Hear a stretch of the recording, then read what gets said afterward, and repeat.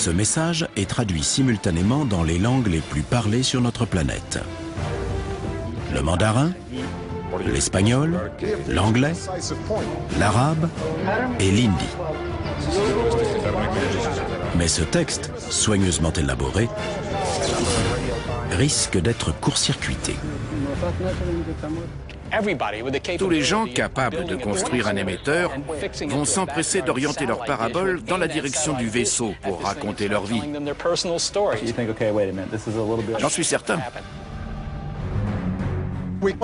Nous devons nous engager à trouver un terrain d'entente, à apprendre les uns des autres et à se respecter mutuellement. Pendant que le message est transmis en boucle, le monde entier a les yeux rivés sur le ciel.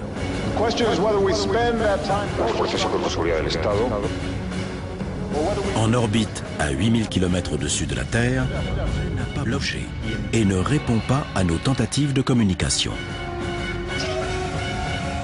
Au Space Command, les autorités sont toujours en état d'alerte.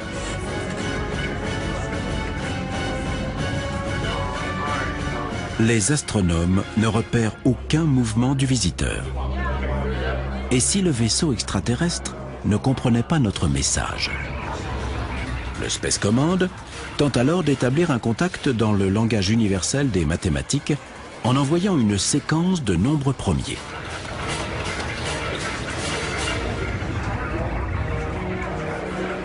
Toujours pas de réponse. D'après les scientifiques, ce silence est prévisible. Il n'existe aucune forme de communication réelle entre l'homme et les autres espèces sur Terre. Sachant cela, serait-il possible d'essayer de parler avec une espèce qui aurait évolué de façon entièrement différente et qui n'aurait pas la même notion du langage que nous? De nombreuses expériences ont été menées avec des chimpanzés et des dauphins, mais les résultats ont été extrêmement limités. On parle avec la bouche et on entend avec les oreilles. Mais rien ne dit que des extraterrestres aient une bouche et des oreilles, ni qu'ils utilisent la parole comme mode de communication.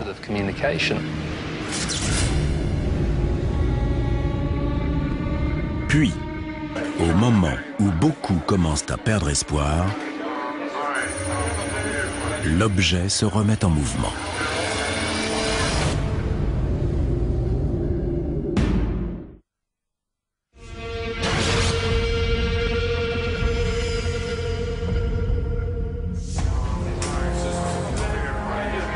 C'est le moment dont les scientifiques et les visionnaires ont tant parlé.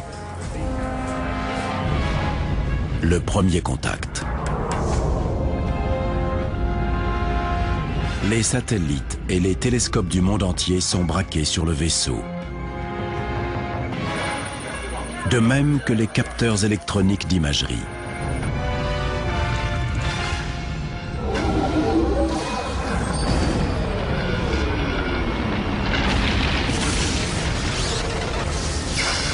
Mais quelques secondes après que l'engin s'est remis en route, le contact visuel cesse. Les écrans s'éteignent. Le flot de données est interrompu. C'est l'intervention d'une forme d'intelligence. Dans le monde entier, les communications sont arrêtées brusquement. Les appels téléphoniques sont coupés. Qu'est-ce qui se passe? Les télévisions n'émettent plus. Les distributeurs tombent en panne. Au début, personne ne se rend compte de l'ampleur du problème. Mais au Space Command, les experts comprennent avant tout le monde. Plus aucun satellite terrestre ne fonctionne.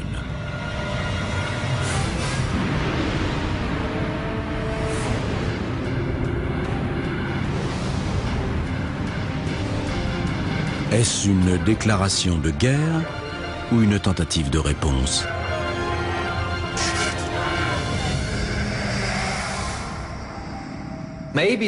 Peut-être ont-ils essayé d'entrer en contact avec nos satellites afin d'établir une communication. Peut-être avons-nous fait quelque chose qui ne leur a pas plu et ils se défendent.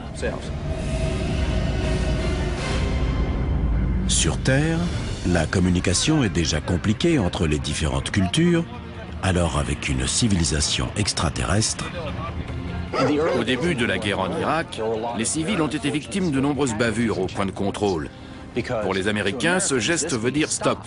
Pour les Irakiens, c'est bonjour. Nos soldats levaient la main, stop, mais les véhicules avançaient et les soldats tiraient. partout dans le monde, les lignes téléphoniques diplomatiques et militaires sont saturées et le Pentagone décide de passer en DEFCON 3. Contraction de défense et conditions, DEFCON désigne le niveau d'alerte des forces armées américaines. DEFCON 5 correspond au niveau normal en temps de paix. DEFCON 1 à l'état de guerre. La dernière fois que les États-Unis sont passés en DEFCON 3, c'était au moment des attentats du 11 septembre. À présent, tous les satellites de communication sont hors service. Mais les télescopes optiques et les radiotélescopes continuent de recevoir des informations. Continue d'enregistrer. Allez, continue. Les images retransmises sont incroyables. C'est pas vrai.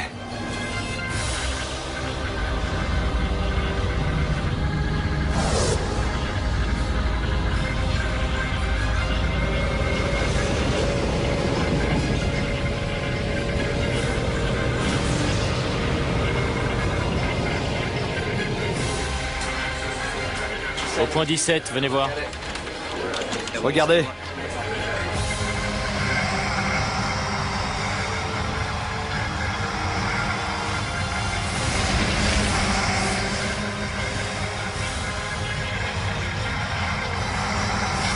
Dans les grandes villes, les gens ont les yeux rivés sur le ciel.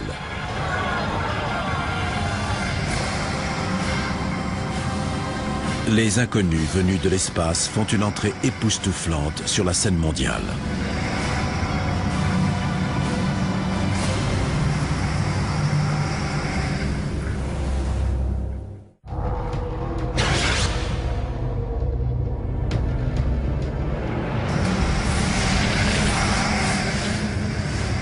L'humanité est en train de vivre un des événements les plus marquants de son histoire.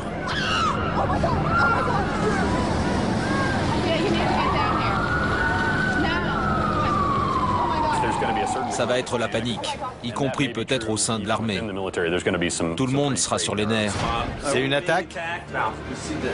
Le niveau d'alerte militaire est relevé Les Russes? à DEFCON 2.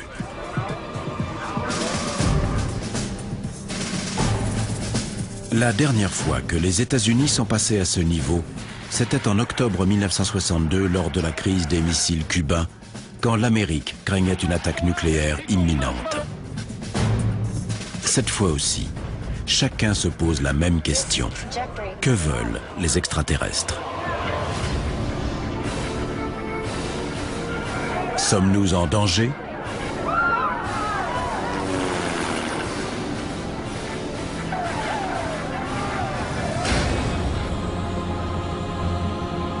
Ou bien cette forme de vie intelligente est-elle animée de bonnes intentions?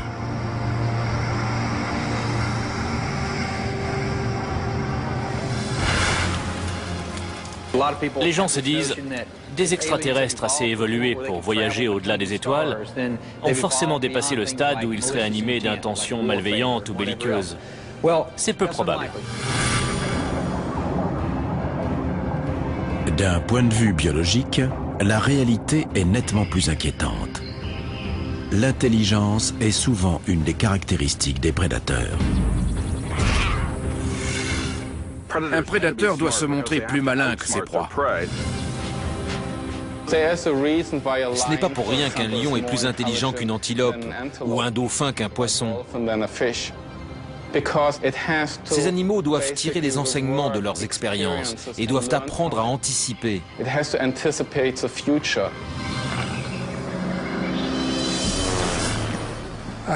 Je suis parfois obligé de rappeler aux gens que dans les années 1930, le pays du monde le plus avancé sur le plan scientifique et technologique était l'Allemagne. Or, on sait ce qui s'est passé au cours des 2 décennies suivantes. Il n'y a pas forcément de lien entre les progrès scientifiques et technologiques et un comportement éthique ou moral. Tandis que dans le monde entier, les citoyens sont encore sous le choc, l'armée américaine se prépare au pire. Des escadrilles de F-18 décollent. À ce stade, les plans en cas d'attaque extraterrestre ne diffèrent pas du protocole en vigueur dans n'importe quel type de conflit. Quand on repère un appareil ennemi dans l'espace aérien des États-Unis et qu'il ne répond pas aux autorités civiles, on envoie immédiatement des chasseurs à sa rencontre. La vitesse du F-18 est de Mach 1,8, soit plus d'une fois et demie la vitesse du son. Il est équipé de mitrailleuses de type Gatling et de missiles air-air et peut emporter plus de 4 tonnes et demie de munitions. C'est l'un des avions de combat les plus efficaces et les plus polyvalents du monde.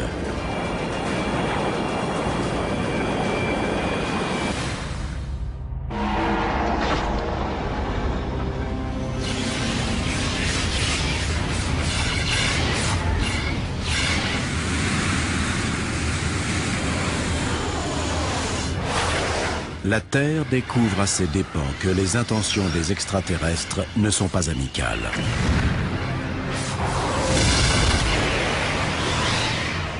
Sous le feu de l'agresseur, les F-18 ripostent.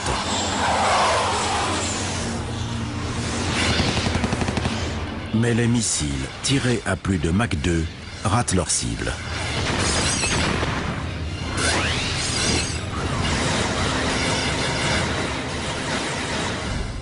Les extraterrestres capables de voyager dans l'univers disposent de technologies de propulsion qui dépassent nos connaissances physiques. Même si les missiles parvenaient à se verrouiller sur une cible, elles n'auraient qu'à faire un écart pour que le missile passe à côté.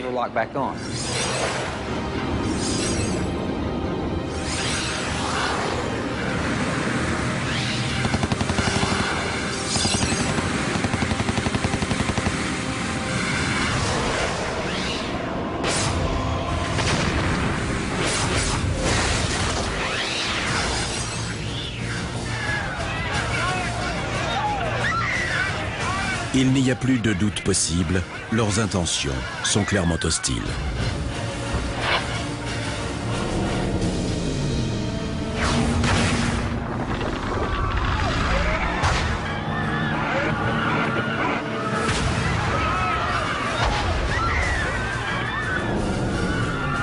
C'est la version extraterrestre de la doctrine choc et stupeur. Choc et stupeur reposent sur l'idée qu'une puissance de feu suffisante peut annihiler la volonté d'une population. La situation est extrêmement grave. Si on opte pour une opération choc et stupeur, il faut montrer qu'on peut atteindre n'importe quel point dans le monde et détruire simultanément de nombreuses sociétés. Les villes les plus peuplées sont un choix logique si on cherche à terroriser les masses.